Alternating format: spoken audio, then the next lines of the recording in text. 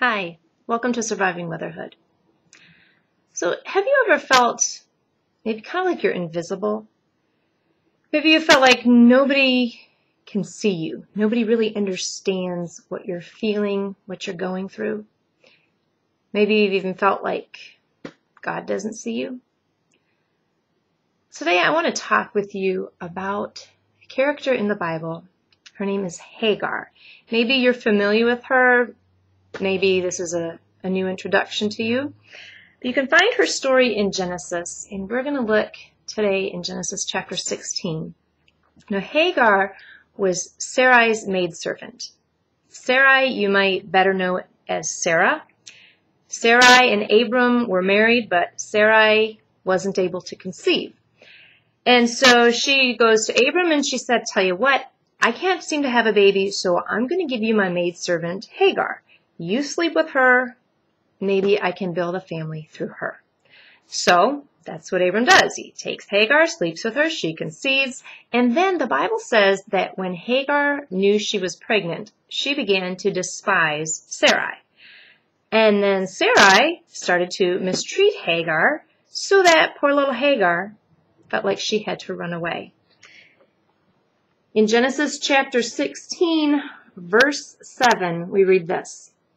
"The angel of the Lord found Hagar near a spring in the desert. It was the spring that is beside the road to Shur.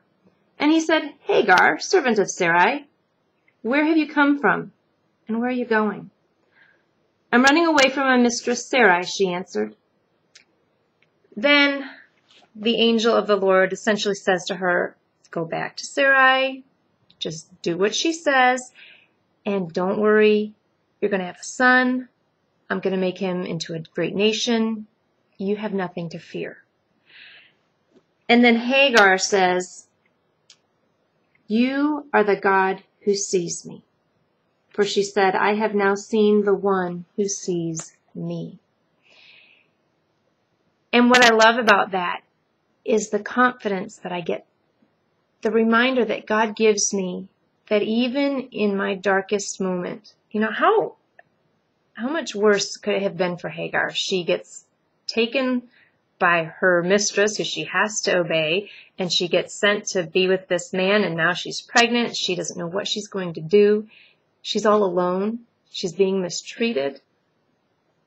She probably felt scared, but in the middle of that, God says, "I see you. I know what you're going through. I'm going to take care of you." And she names him El Roy, the God who sees me. And that just comforts me to know in the middle of my stuff, when I feel invisible, when I feel like nobody sees me, nobody can relate to me, nobody understands, God says, "I see you." So where are you today? Are you feeling invisible, kind of lost, lonely, scared maybe? Will you find encouragement from Hagar, who certainly understands how you're feeling?